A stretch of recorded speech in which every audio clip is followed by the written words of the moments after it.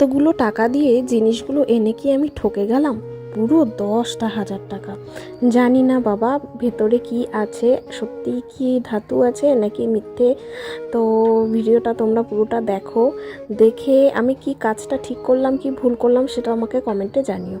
তো অনেক দিন থেকে ইউটিউব থেকে ঘাঁটতেই আমার কাঞ্চন জুয়েলার্সের দিকে আমার ভিডিওতে চোখ যায়। খুব কম ওজনে খুব সুন্দর সুন্দর গহনা ওরা তারা বিক্রি করে, মধ্যমগ্রামের কাঞ্চন জুয়েলার্স। তো দেখো আমি সেখান থেকেই চারটে জিনিস অর্ডার করেছি, শাখা, পলা আর নোয়া, আর একটা অর্ডার করেছিলাম পলা রিং। তো জিনিসগুলো তো ভীষণই সুন্দর এসছে, ভীষণ সুন্দর এসছে। তার সাথে আমাকে দিয়েছে ল্যাব টেস্টিং সার্টিফিকেট, তারপরে দিয়েছে এখানে বিল তো আছেই।